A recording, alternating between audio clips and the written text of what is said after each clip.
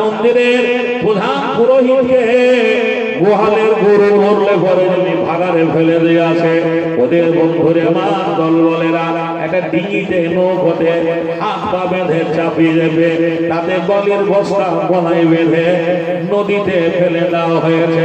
সারা দুনিয়ার মানুষ দেখলো বন্ধুরে আমার, বাপ কারো বাপ নয়, যে যেমন তার তেমন সাজা হবে। আমি ওই দিকে যাব না।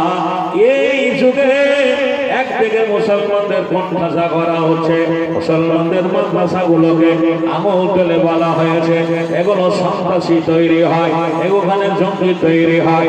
এও বহু তকমা লাগিয়ে অনেক জায়গায় মাদ্রাসা বন্ধ করে দেওয়া হয়েছে। বিশেষ করে আসাম রাজ্যে মাদ্রাসায় তালা ঝুলছে। পশ্চিম বাংলার মাটিতেও টার্গেট শুরু করেছে সাম্প্রদায়িক দাঙ্গা লাগার জন্য। আগামী 2026-এ ভোট আসছে। এই ভোটে বিজেপি সরকার এই জায়গায় দিল্লির মতো জায়গা করতে গিয়ে বন্ধুরে আমার প্ল্যান মাফিক ষড়যন্ত্র শুরু করেছে। প্রবার আপনাকে দেব, আমি মুর্শিদাবাদ জেলার ছেলে। বেলডাঙ্গা বলে একটা থানা আছে, ওই বেলডাঙ্গা থানা অধীনস্থ একটা গ্রামে ওদের দুর্গা পুজো মণ্ডপের সামনে একটা প্যান্ডেলের কি বলছে লিফলেটে একটা আল্লাহ মোহাম্মদের নামকে লেখে গুরুত্বপূর্ণ কথা লেগেছিল। ওই বেলডাঙ্গার মুসলমানরা সেদিন যদি ছাপিয়ে পড়তো, ছেলেগুলোকে ঘুরে আমার জি সমুদ্রের তলায় তলিয়ে দিতে পারত। কিন্তু না না, মুসলমান আল্লাহর উপরে ভরসা রাখে। মুসলমানরা সবুর করে, ধৈর্য ধারণ করে। ঘুরে আমার গন্ডগোল লাগাইনি। যে যার ষড়যন্ত্রে হয়েছে সেই ভদ্রলোকের 1 নম্বরে RSS মার খালো। নাম হচ্ছে কার্তিক মহারাজ। এই কার্তিক মহারাজের নেতৃত্বে একটা শিক্ষিত মুসলমান RSS এর ছেলে ওই কাজটা করেছিল। তাকে অ্যারেস্ট করা হয়েছে, জেলে রয়েছে। বন্ধুরে আমরা দেখলাম নিমতিতা বলে একটা স্টেশনে প্ল্যাটফর্মে বোমা রাখতে গিয়ে 2 জন সন্ত্রাসী ধরা পড়েছে। এরা মাদ্রাসার ছাত্র নয়, এরা মুসলমান যোগ্য নয়, দুজনে হচ্ছে হিন্দুর বাচ্চা। বন্ধুরে আমার ভাইরা আমার, কত সরস্বতী পুজোকে কেন্দ্র করে যারা পুজো করে, প্রণাম করে, মূর্তি বানায়, এই সরস্বতী মাকে ভেঙে দিয়ে মুসলমানদের নাম দেওয়ার জন্য ধরা পড়লো। জেলাটার নাম নদিয়া জেলা। আমার মোবাইলে লোড করা রয়েছে। জায়গাটার নাম চাপড়া থানা। ওই চাপড়া থানা একবার RSS এর ঘাঁটি। সেই জায়গায় কিছু মুসলমান বসবাস করে, তাদেরকে উড়িয়ে দেওয়ার জন্য এই ষড়যন্ত্র করতে গিয়ে সিসি ক্যামেরায় ফুটেজ টিভিতে ধরা পড়েছে। তারা সবগুলো হচ্ছে মুসলমান। এই সময়ে আমি একটা মুসলমানের ছেলে, বেদিনের ছেলে, বিধর্মের ছেলে। বন্ধুরে আমার ভাইরা আমার, একদিকে ইসলামকে ধূলিসাৎ করার জন্য সারা বাংলা জুড়ে ষড়যন্ত্র শুরু হয়েছে। আমরা দেখলাম গত 1 সপ্তাহ আগে কেঁদে শিয়ালদা লোকালে একটা দাড়িওয়ালা টুপিওয়ালা এরকম একটা মুসলিম ছেলে কলকাতা আলিগড় ইউনিভার্সিটি আলিয়া বিশ্ববিদ্যালয়ে পড়াশোনা করে, ছাত্র বাড়ি ফিরতেছিল। মুসলমান অপরাধে তাকে তিল থাপ্পড় মেরে চোট থাপ্পড় মেরে ট্রেন থেকে ফেলে দেওয়ার চেষ্টা করেছিল। কিছু ভালো যাত্রী তাকে বাঁচিয়েছে। সেদিন কলকাতার মাটিতে গোটা চাকা মুসলমানরা বন্ধ করে দিয়েছিল, কলকাতা কাঁপিয়ে তুলেছে। বন্ধুরে আমার দিদিকে বলেছে এই সমস্ত কোলাঙ্গা ছেলেদের যদি জরিমানা না হয়, আগামী দিনে আমরা পশ্চিমবঙ্গের মাটি থেকে সিপিএমকে দাঁড়িয়েছি। 34 বছরের রাজত্বে সিপিএম বন্ধুরে আমার দাদাগিরি করতে চেয়েছিল। একদিন বলেছিল মাদ্রাসাগুলো সন্ত্রাসী রাখা, একটা কথার বড় অপরাধে নির্মম ভাবে বাংলা থেকে পৌঁছে গেছে। এই সন্ত্রাসীগুলোকে আমার সরকার যদি দমন না করে, আগামী দিনে 26-এর ইলেকশনে মুসলমানরা এই চেয়ারটাও তোমার পাল্টাতে পারবে। নারায়ে তাকবীর। আমি ওই দিকে যাব না। শত বাধাকে উপেক্ষা করে আমি আপনাদের কাছে আজকে ইসলামকে কেন কবুল করলাম, আমি কেন মুসলমান হলাম। আল্লাহ নবীর যুগে সাহাবীরা মুসলমান হয়েছিলেন, তাদেরকে তাদের ইতিহাসটা আমরা শুনেছি। বহু আলেমদের মুখ থেকে শুনেছি ওমর কিভাবে ইসলাম কবুল করলেন, হযরত বেলাল কিভাবে মুসলমান হয়েছিলেন। অনুরূপ দিনে আমি একটা বেদিনের ছেলে, বিধর্মী ছেলে, কোরআন হাদিসের আলোকে কিছু কথা তুলে ধরার আগে আমি ছোট্ট করে আমার জীবন ইতিহাসটা আপনাদের কাছে তুলে ধরতে বাধ্য হলাম। আমি কেন মুসলমান হলাম? আচ্ছা বলুন, এটা আপনাদের শোনার দরকার আছে না নেই? জোরে বলে দরকার আছে না নেই? আচ্ছা আপনারা যদি একটু গুছিয়ে বসতেন, এভাবে ছড়িয়ে ছিটিয়ে না বসে সামনে জায়গাটা একবারে গুছিয়ে জমাট ভাবে বসতেন, আর রাস্তাটা ছেড়ে বসতেন, যারা দাঁড়িয়ে আছেন তারা সোজা আসতেন, তাহলে আমাকেও বলতে সুবিধা হতো। ভাই একটু আসবেন না, ভাই একটু কাছে আসেন, একটু কাছে বসেন। আপনারা যেভাবে বসেছেন এভাবে চৈত্র মাসের খরাতে মানুষ বসে, চৈত বৈশাখের খরা গরম ভাব, দূরে দূরে বসা ভালো নাকি বলছেন? এখন তো সেই শীত এখনো যায়নি, এখনো আমাদের শীতের কি বলছেন আপনার পোশাক আমাদের গায়ে আছে। ভাই একটু ফাঁকা জায়গাগুলো আমরা পূরণ করি, ফাঁকা জায়গাগুলো পূরণ করি। মা খালার আনা, আচ্ছা মায়েরা চলে গেছে না আছে? মায়েরা চলে গেছে না আছে? তার প্রমাণ ইনশাআল্লাহ আমি নেব, মায়েরা আছে কি নেই। আমার এই লিফলেটটা বলেছি আপনারা দেখছেন, এই লিফলেটের কাগজে সভাপতি, ক্যাশিয়ার, সম্পাদক যারাই এখানে, যাদের নামগুলো এখানে আছে, যারা জলসা কমিটি, তারা অরেশান সূত্রে মুসলিম, জন্মসূত্রে মুসলমান। আমরা যারা বিভিন্ন গ্রাম থেকে এখানে এসেছি, আমরাও প্রত্যেকেই জন্মসূত্রে মুসলমান। কিন্তু আমি একটা হিন্দুর ছেলে, আপনাদের আগ্রহ নেই, শোনার দরকার নেই আমি হিন্দু থেকে কেন মুসলমান হলাম। জোরে বলেন আছে না নেই? যে আমি আপনাদের সামনে সেটাই তুলে ধরবো। মাইকের আওয়াজ অনেক দূরে যাচ্ছে, আমার কথাগুলো হিন্দু ভাইয়েরাও শুনতে পাচ্ছেন। আমি যে মুসলমান হয়েছি এই জন্য কোনো ধর্মকে আমি ঘৃণা করি না, প্রত্যেকটা ধর্মের প্রতি আমার শ্রদ্ধা, ভক্তি, ভালোবাসা রয়েছে। ইসলাম আমাকে শিক্ষা দিয়েছে লা ইকরাহা ফিদ্দীন, কোন ধর্মের প্রতি জবরদস্তি নেই। লাকুম দীনুকুম ওয়ালিয়া দীন, তুমি তোমার ধর্ম করবে, আমি আমার ধর্ম করব। তবে সারা পৃথিবীতে আল্লাহর জমিনে যত ধর্মের ধর্মযাজকেরা আপন আপন ধর্মের ঢাকঢোল বাজিয়েছে আমার আল্লাহর কাছে, যারা ইহুদি তারা বলছেন আমরা ভালো, আমাদের ধর্ম ভালো। যারা বৌদ্ধ তারা বলেছেন আমাদের ধর্মের ঊর্ধ্বে আর কোনো ধর্ম নেই।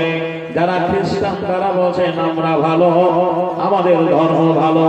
যারা হিন্দু তারা এখন বলছে আমরা হিন্দু নই, আমরা সনাতনী। এই সনাতনী কথাটা আগে আমরা শুনতে পেতাম না, এখন সমীক্ষা করে জ্ঞানীজনেরা বলেছেন ভারতবর্ষে হিন্দু বলে কোনো ধর্ম নেই, তাই হিন্দু ধর্মটা বন্ধরে আমার অস্তিত্ব নেই, এটা প্রমাণ করার জন্য বলছে আমরা সনাতনী।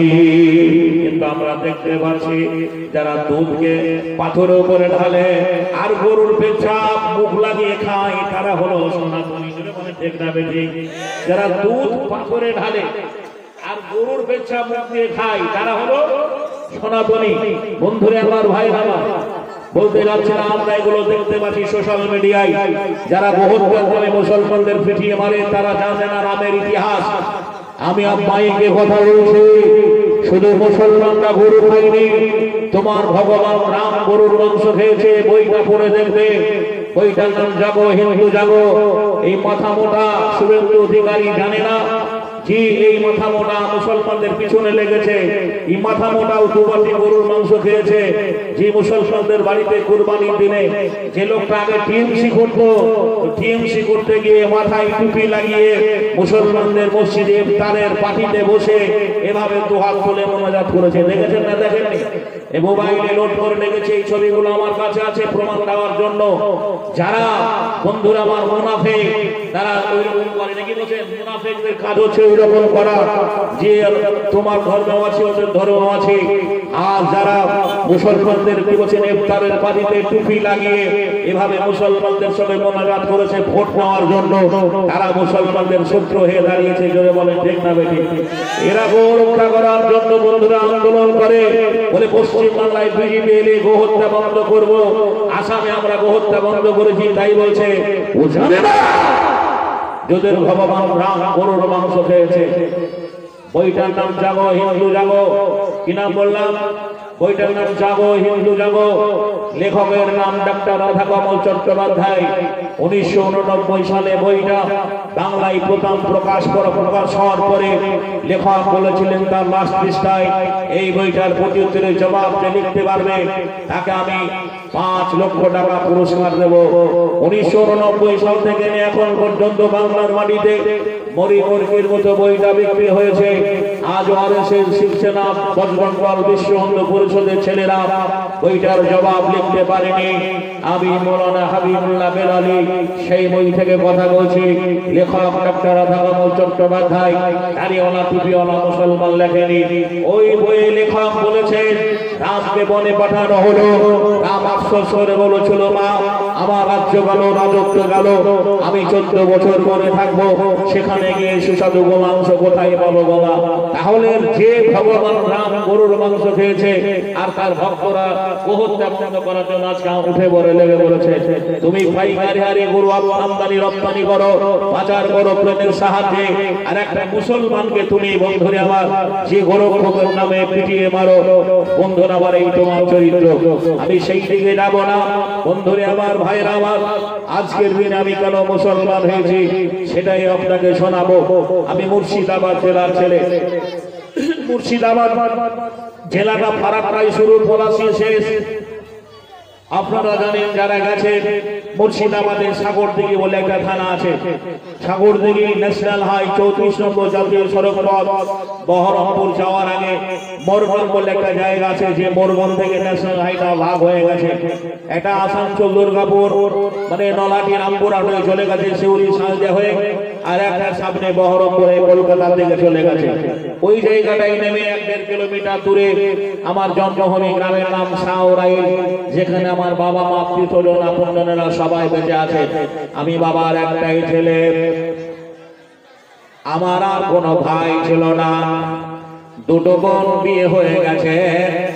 বাবার নাম হিরেন কুমার রাজেন্দ্র। আমি একজন শিল্পীর ছেলে। আপনারা ইব্রাহিম নবীর নাম শুনেছেন? ইব্রাহিম একজন আল্লাহর নবী ছিলেন, আর তার আব্বা আজর মূর্তি বানাতেন, মূর্তি তৈরি করতেন। আমার বাবা হিরেন কুমার রাজেন্দ্র। এই 2 হাত আপনারা দেখতে পাচ্ছেন, এই হাত দিয়ে আমি ছাত্র জীবনে অনেক মূর্তি তৈরি করেছি, মূর্তি বানিয়েছি, মূর্তির গায়ে রং চাপিয়েছি। বাবা মায় আমার নাম রেখেছিল শ্রী মিলন কুমার রাজেন্দ্র। হাদিসে আছে আল্লাহর নবী বলেছেন দুনিয়াতে যতগুলো নাম আছে আল্লাহর কাছে 2টো নাম ভালো, একটা আব্দুল্লাহ আর একটা আব্দুর রহমান। আগেকার মুসলমানরা ছেলে হলে নাম রাখতো আব্দুল্লাহ, আব্দুর রহমান, ঈসা, মুসা, দাউদ, ইব্রাহিম, সুলাইমান, ইসমাইল, ইসহাক, ইদ্রিস, হিয়া। মেয়ে হলে নাম রাখতো ফাতেমা, আয়েশা, রমেশা, রহিমা, রোকেয়া, রমেশা। হায়রে মুসলমান, এই যুগের মুসলমানরা এই নামগুলো আর রাখে না। এখন কেমন নাম রাখে? লালু, ভুলো, ছোট্ট মন্ট, পল্টো, লল্টো, হাবলো, ডাবলো, রিঙ্গো, টিঙ্গো, মিঠু, ফিঠু, মিলি, পলি, জলিয়ানার গলি। আল্লাহে, একটা মুসলমান যুবক ছেলের চেহারা দেখে নাম শুনে বোঝা যাবে না ছেলেটা হিন্দু না মুসলমান। যদি বলেন ঠিক না বেঠি? চেহারায় মিললে, পোশাকে মিললে। আমার পূর্বে নাম ছিল শ্রী মিলন কুমার রাজেন্দ্র। আমার পূর্বে নাম ছিল শ্রী মিলন কুমার রাজেন্দ্র। বাবার নাম হিরেন কুমার রাজেন্দ্র, মা অর্চনা দেবী। আমি বাবার একটাই ছেলে। ইসলাম কবুল করার পরে, ঈমান আনার পরে আমার নাম রাখা হয়েছে মোহাম্মদ হাবিবুল্লাহ। বাড়ি আমার শাহরাইল, বাড়ি আমার শাহরাইল, পোস্ট অফিস ভোলা, থানা আমার সাগরদিঘি, মুর্শিদাবাদ জেলা। নামটি আগে মিলন ছিল, এখন হাবিবুল্লাহ। সকলকে জানিয়ে আগে নাম দেখবে খোদা তাআলা। জাতিতে মরে হিন্দু ছিলাম, এখন মুসলমান। নামাজ পড়ে রোজা রেখে এনেছি মান। নারায়ে তাকবীর, নারায়ে তাকবীর। দ্বীন ইসলাম, দ্বীন ইসলাম। তাহলে আপনারা আমার পরিচয় পেয়ে গেলেন। আমি খুবই সংক্ষেপে আলোচনা করব। আমি হিন্দু থেকে কেন মুসলমান হলাম। একদিনের ঘটনা, আমার মা আমাকে একদিন মন্দিরে পুজো করতে নিয়ে গেল। আপনারা অনেকে আছেন নিজের ছেলেগুলোকে মসজিদে নিয়ে যান, জোরে বলে নিয়ে যান না, নিয়ে যান না? কেউ নিয়ে যায় না, ভুলভাল কথা বলা হলো। যদি মুসলমানরা শরীয়ত সম্মত আল্লাহর নবী বলেছেন তোমার ছেলে মেয়ের যখন 7 বছর বয়স হবে নামাজের প্রশিক্ষণ দেবে, নামাজের কথা বলবে। যদি প্রত্যেকটা নামাজি বাপ 7 বছর বয়স থেকে যদি তার ছেলেকে 5 বেলা মসজিদে নিয়ে যেত, ওই লোকটা কবরে শুয়ে শুয়ে দেখতে পেত তার ছেলেটা জীবনের মসজিদের রাস্তা ভুলে যায়নি। আর বাপই তো নামাজ পড়ে না, নাকি বলছেন? আমরা কেমন মুসলমান জানেন? এই গ্রামটার নাম গোয়ালগাঁও। কলকাতায় একটা ছেলে রাজমিস্ত্রি সূত্রে কাজ করে, বাড়িতে এসে নতুন বিয়ে করেছে। আর শালীর সঙ্গে গল্প করে বলছে কলকাতা কাজের শহর, যে না দেখেছে স্যার মার গর্বে আছে। আর শালীটা দুলা ভাইকে বলছে দুলা ভাই আমাকে একবার কলকাতা দেখাবে। এখান থেকে কলকাতা যেতে হলে আপনাদের এলাকার লোকগুলোকে যত সম্ভব কিষানগঞ্জে ট্রেন ধরতে হয়, নাকি বলছেন? কিষানগঞ্জে ট্রেন ধরতে হয়। তো বলে আমরা 2 বোনে যাব, আর শালী আর স্ত্রী। আর ও ট্রেন কম্পার্টমেন্টে জেনারেল টিকিট কেটে উঠেছে। জেনারেল বগিতে দেখেছেন কত ভিড় হয়, প্রচন্ড ঠাসাঠাসি, বসার জায়গা নেই। বলে চলো বলা হয় ডালখোলায় পেয়ে যাব। ডালখোলা পেরিয়ে গেল, শামসি পেরিয়ে গেল, মালদা পেরিয়ে গেল। যত ট্রেনটা এগিয়ে যায় তত আরো ভিড় হয়, একটা সিটও খালি নেই। শেষে একটা রাজমিস্ত্রি ভাই একটা সিঙ্গেল সিটে বসেছিল, ও রুমালটা রেখে বাথরুমে গেছে। ওই মেয়ে দুটো বলছে কতক্ষণ দাঁড়িয়ে থাকবো, জীবনে ট্রেনে চাপেনি, ও বসে পড়েছে। এখন যার সিট সে এসে বলছে দেখতে পাচ্ছ না আমি আমার জায়গা তোমরা বসে বললেন।